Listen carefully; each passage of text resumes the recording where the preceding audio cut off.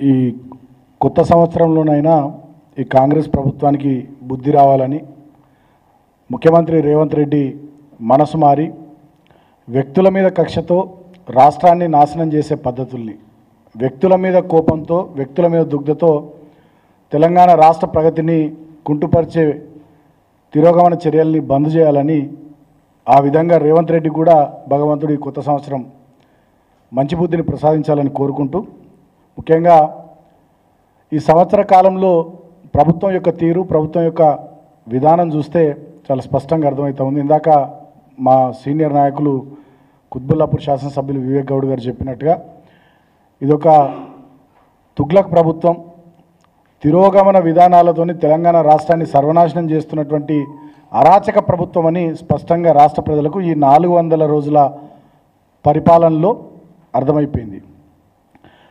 ఆనాడు ఎన్నికల సందర్భంలో ఇట్లా పేపర్లకు పెద్ద పెద్ద ప్రకటనలు ఇచ్చి 6 గ్యారంటీలని చెప్పి ఆనాడు సిఎల్పి నాయకులుగా ఉన్నటువంటి బట్టి గారు, పిసిసి ప్రెసిడెంట్గా ఉన్నటువంటి రేవంత్ రెడ్డి గారు సంతకాలు పెట్టి మరీ 6 గ్యారంటీలకు సంబంధించి ఇంటింటికి ప్రచారం చేసి అధికారంలోకి వచ్చినాక కనీసం 1 గ్యారంటీని కూడా అమలు చేయకుండా 400 రోజుల పాటు కేవలం అటెన్షన్ డైవర్షన్ మీద, ప్రతిపక్షాల మీద బురద జల్లుడు మీద, గత ప్రభుత్వం యొక్క విధానాల మీద కమిషన్లు వేసి అడ్డగోలు దుష్ప్రచారాలతోని కాలాన్ని వెళ్ళదీసిరే తప్ప ఇప్పటి వరకు రైతులకు పూర్తి స్థాయి రుణమాఫీ చేయలే, రైతాంగానికి రైతు భరోసా ఇస్తామని చెప్పి వాళ్ళు ఏదైతే మాటిచ్చిర్రో ఎకరానికి 15,000 అది చేయలే, వ్యవసాయ కూలీలకు 12,000 ఇస్తామన్నారు అది చేయలే, వరి పంటకు 500 బోనస్ ఇస్తామన్నారు దాన్ని బోగస్ చేసిర్రు. ఒక్క ఊర్లో కూడా ఈ సంవత్సర కాలంలో 5 లక్షలతో ఇందిరమ్మ ఇల్లు కట్టలే, ఉద్యమకారులకు ఎవరికి కూడా 250 చదరపు గజాల స్థలాన్ని ఇయ్యలే, మా ముసలవ్వలకు 4,000 రూపాయల పెన్షన్ వాళ్ళకి ఇయ్యలే, ప్రతి ఆడబిడ్డకు 18 సంవత్సరాలు దాటితే 2,500 ఇస్తామన్నారు అది ఇయ్యలే, స్కూటీ ఇయ్యలే, తర్వాత 500 రూపాయల గ్యాస్ సిలిండర్లు ఇయ్యలే, ప్రతి ఇంటికి 200 యూనిట్ల వరకు ఉచితంగా విద్యుత్ ఇస్తాం గృహజ్యోతి పథకం కింద అని చెప్పి అది ఇయ్యలే, చదువుకునే ప్రతి విద్యార్థికి విద్యా భరోసా కార్డు కింద 5 లక్షల రూపాయల వరకు కార్డులు ఇస్తామన్నారు, ప్రతి మండలంలో ఇంటర్నేషనల్ స్కూల్స్ పెడుతున్నారు అది చేయలే, కేసీఆర్ పెట్టినటువంటి 1000కి పైగా గురుకులాల్ని సర్వనాశనం చేసి వాళ్ళ రాష్ట్రాన్ని అధోగతి పాలు చేసేటటువంటి చర్యలకు ఈ రేవంత్ రెడ్డి ప్రభుత్వం ఈ 400 రోజుల పాలనలో అనేక రకాలైనటువంటి తుగ్లక్ చర్యలతోని వాళ్ళ రాష్ట్రాన్ని దివాలా తీసింది, రాష్ట్ర ప్రజల్ని గోసబెట్టింది, రాష్ట్రం యొక్క పరువు గంగలో కలిపింది. ముఖ్యంగా తుగ్లక్ పాలన అని మేము ఎందుకు అంటున్నామంటే, బీఆర్ఎస్ పార్టీగా ఈ రేవంత్ రెడ్డి పరిపాలన తుగ్లక్ పరిపాలన ఎందుకు అంటున్నామంటే, తుగ్లక్ గల రాజధాని ఢిల్లీని దౌలతాబాద్కు మార్చినట్టుగా ఈయన కూడా కేసీఆర్ గారి గత ప్రభుత్వ నిర్ణయాలన్నింటినీ కూడా తప్పుడు నిర్ణయాలని చెప్పి వాటన్నిటిని రద్దు చేసిండు. మెట్రో మేము గతంలో ప్రతి ఎగ్జిస్టింగ్ మెట్రో పాయింట్ నుంచి ఓఆర్ఆర్ వరకు, తర్వాత ఓఆర్ఆర్ చుట్టూ ఇట్లా మెట్రోను పొడిగించాలని చెప్పి నిర్ణయం తీసుకున్నాం. ఈయన వచ్చిన తర్వాత ఆ నిర్ణయాలన్నింటినీ క్యాబినెట్ నిర్ణయాలు రద్దు చేసిండు ఫస్ట్. రెండవది మూసీ సుందరీకరణ పేరిట ఆనాడు కొంత ఎస్టీపీలు అవి కట్టి సీరియస్గా మేము ప్రయత్నం చేస్తే మూసీ రిజర్వనేషన్ పేరిట ఈయన 150,000 కోట్లు అదానితోని మెగా లాంటి సంస్థలతోని ఇంటర్నల్ అగ్రిమెంట్లు చేసుకొని లోపాయికారిగా మాట్లాడుకొని 150,000 కోట్ల ప్రాజెక్ట్ అని చెప్పి ఈ మూసీ సుందరీకరణ 15,000 కోట్లతో అయిపోయేదాన్ని 150,000 కోట్లకు పెంచి దాని విషయంలో కూడా ఇంకో తప్పు చేసిండు. అదేవిధంగా గతంలో ఫార్మాసిటీ ముచ్చర్ల దగ్గర వేలాది ఎకరాలు అప్పటి ప్రభుత్వం సేకరిస్తే గతంలో మా కేసీఆర్ గారు చైనాకు పోయి వచ్చి చైనాలో ఏ స్థాయిలోనైతే ఫార్మాసిటీల నిర్మాణం జరిగిందో ఆ స్థాయిలో హైదరాబాద్ భవిష్యత్తులో ఇప్పటికే పెద్ద ఎత్తున ఇక్కడ జినోమ్ వ్యాలీ ఉంది. ప్రపంచంలో తయారయ్యేటటువంటి వ్యాక్సిన్లలో 40-50% ఇక్కడనే హైదరాబాద్ వేదికగా తయారవుతూ ఉన్నాయి. ఫార్మా హబ్గా హైదరాబాద్ను తీర్చిదిద్దాలని వారు నిర్ణయం తీసుకొని ఫార్మాసిటీని అక్కడ ఏర్పాటు చేస్తే దాన్ని కూడా 4th ఎస్టేట్ సిటీ అని చెప్పి వాళ్ళ 4 బ్రదర్స్ కోసం దాన్ని మార్చేసే ఇంకో ప్రయత్నం చేసింది.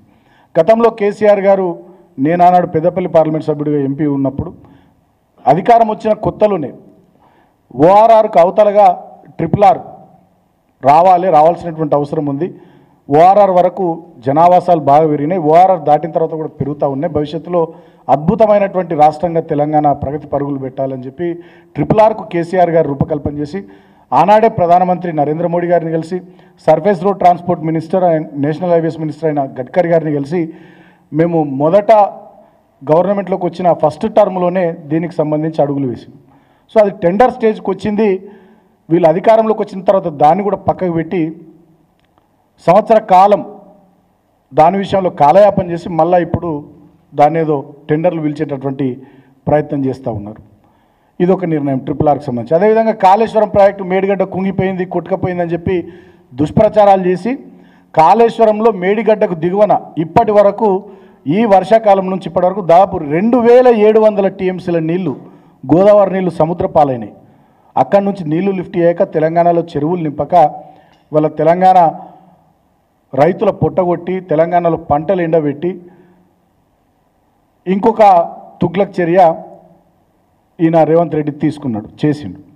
అదేవిధంగా పాలమూరు రంగారెడ్డి ఎత్తిపోతల పథకం ఆనాడు రెండో టర్మ్ గవర్నమెంట్లో ఒక పంపును ఆన్ చేసి ఇంకా కొంత ల్యాండ్ అక్విజిషన్ చేసి కాలువలు పూర్తి చేస్తే మొత్తంగా ఇంకా మిగతా పంపులు కూడా ఆన్ చేసుకుని పాలమూరు రంగారెడ్డి ఎత్తిపోతల పథకాన్ని రంగారెడ్డి ఉమ్మడి రంగారెడ్డి జిల్లాలో కొంత భాగం, పాలమూరు జిల్లాలో కొంత భాగం, అదేవిధంగా ఏదుల నుంచి డిండికి నల్లగొండ జిల్లాలో మునుగోడు దేవరకొండ ఫ్లోరైడ్ పీడిత ప్రాంతాలకు కూడా నిలిచేటట్టుగా దానికి రూపకల్పన చేస్తే దాన్ని కూడా ఈ సంవత్సర కాలంగా పక్కన పెట్టి ఇంకొక తుగ్లక్ చర్య చేసి సో ఇట్లా చెప్పుకుంటూ పోతే గతంలో మా ప్రభుత్వం నిర్మించినటువంటి థర్మల్ పవర్ ప్లాంట్లన్నీ కూడా అవకతవకలు లోపభూయిష్టం అని చెప్పి మళ్ళా వీళ్ళు అధికారంలోకి రాగానే మొన్న యాదాద్రి థర్మల్ పవర్ ప్లాంట్కి సంబంధించి 800 మెగావాట్లు కనెక్ట్ చేసినటువంటి తీరు.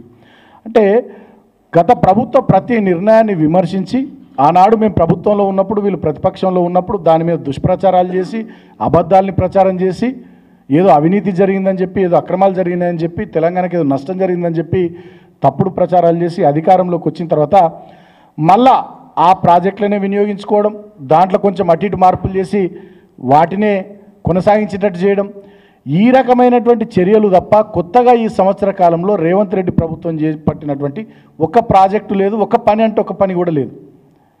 నిన్న ఆయన నూతన సంవత్సర కానుకంటున్నాడు.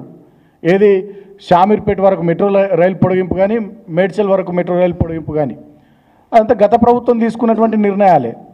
జేబీఎస్ నుంచి తూమ్కుంట దాకా, అదేవిధంగా మన ప్యారడైజ్ నుంచి కండ్లకోయ దాకా గత ప్రభుత్వం తీసుకున్న నిర్ణయం. దానికి కొంచెం ముందుకు పొడిగించి అటు మేడ్చల్ వరకు ఇటు షామీర్పేట వరకు పొడిగించి ఈయన నూతన సంవత్సర కానుక అటు దిక్కు నార్త్ సిటీ ప్రజలకు ఇచ్చినని చెప్పి డప్పు కొట్టుకుంటున్నాడు. 2 ఎలివేటెడ్ కారిడార్లు జేబీఎస్ నుంచి కానీ అదేవిధంగా ప్యారడైజ్ నుంచి కానీ గతంలో మా కేటీఆర్ గారు ఉన్నప్పుడు ఆనాడు నేను పెద్దపల్లి ఎంపీ ఉన్నప్పటి నుంచే దానికి సంబంధించి నిర్ణయాలు జరిగి మేము రాజ్నాథ్ సింగ్ గారిని అదేవిధంగా ప్రధానమంత్రి గారిని కలిసి మొత్తం ప్రయత్నాలన్నీ చేసి అప్పుడు మా వినోద్ కుమార్ గారు ఉండే వారి ఆధ్వర్యంలో మేము ఢిల్లీలో అన్ని ప్రయత్నాలు చేసి అన్ని రకాల అనుమతులు వచ్చేటట్టు చేసినాం. మా గవర్నమెంట్ పోయే చివరికి అన్ని అనుమతులు వచ్చి కొబ్బరికాయలు కొట్టడానికి శంకుస్థాపన స్టేజ్కి వచ్చింది. అది సరే గవర్నమెంట్ మారడం వల్ల అవకాశం ఆయనకు వచ్చింది, ఆయన కొబ్బరికాయ కొట్టి మొత్తం ఆయననే చేసిన అనేటటువంటి విధంగా తప్పుడు ప్రచారాలు చేయడం. మళ్ళీ సంవత్సరం అయింది కొబ్బరికాయ కొట్టి తట్టెడు మట్టి కూడా తీసింది లేదు.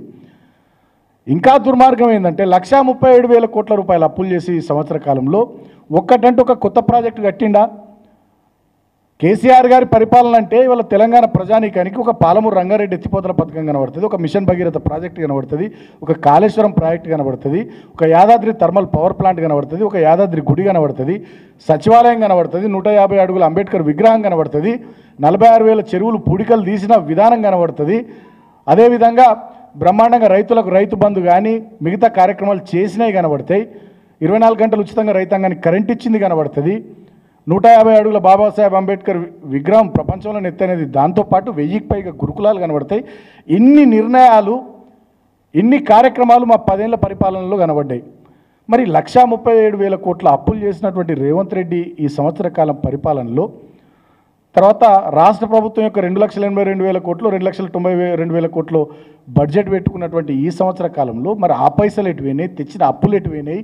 వీటన్నిటి ఫలితంగా మరి మీరు చెప్పిన గృహజ్యోతి 200 యూనిట్లు రాలే, మీరు చెప్పిన 4,000 పెన్షన్ రాలే, మీరు చెప్పిన 15,000 రైతు భరోసా రాలే, మీరు చెప్పిన ప్రతి మహిళకు 2500 రాలే, మీరు చెప్పిన ప్రతి 18 ఏళ్ళు నిండిన అమ్మాయికి స్కూటీ రాలే, ప్రతి విద్యార్థికి విద్యా భరోసా కార్డు 5 లక్షలది రాలే, మీరు చెప్పిన ప్రతి పేదవాడికి 5 లక్షల ఇందిరమ్మ ఇల్లు రాలే. మళ్ళీ మా ఇండ్లకే 3 రంగులతో, నేను పెయింటర్ కాబట్టి పెయింట్లు వేసుడు బాగా అలవాటు కాబట్టి 3 రంగుల పెయింట్లు వేపిస్తూ ఉన్నాడు. మేము కట్టిన కేసీఆర్ ఇండ్లకే ఇందిరమ్మ ఇళ్ళ పేరిట 3 రంగుల పెయింట్లు వేపిస్తా ఉన్నాడు. నీ 1,37,000 కోట్ల అప్పుతోని నువ్వు చేసిన ఒక మంచి పని ఏంది, చేసిన ఒక ప్రాజెక్ట్ ఏంది, ఇవాళ తెలంగాణ ప్రజలకు ఏం కనబడుతుంది ఈ సంవత్సరంలో అంటే లగచర్లలో లంబాడ బిడ్డల మీద అర్ధరాత్రి పోలీసుల దాడులు కనబడతా ఉన్నాయి. తిరుపతి రెడ్డి అనే నీ సోదరుడి నాయకత్వంలో నీ కొడంగల్ నియోజకవర్గంలో లగచర్లలో లంబాడ బిడ్డల మీద దాడులు కనబడతా ఉన్నాయి ఈ సంవత్సర కాలంలో. ఈ సంవత్సర కాలంలో గురుకులాల్లో 56 మంది బిడ్డలు చనిపోయే దుస్థితి ఇవాళ తెలంగాణ సమాజానికి కనబడుతూ ఉంది.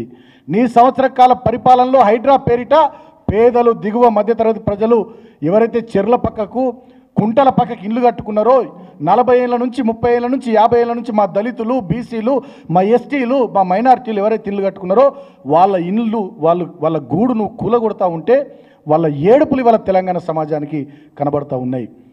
ఏ నిరుద్యోగుల భుజాలకెక్కి నువ్వు ఇలా ప్రభుత్వాన్ని ఏర్పాటు చేసినావు రేవంత్ రెడ్డి, అదే నిరుద్యోగులు, గ్రూప్ 1 నిరుద్యోగులు అశోక్ నగర్లో వాళ్ళ మీద లాఠీ చార్జీలు జరుగుతూ ఉంటే వాళ్ళ ఆర్తనాదాలు తెలంగాణ సమాజానికి ఈ సంవత్సర కాలంలో వినబడతా ఉన్నాయి.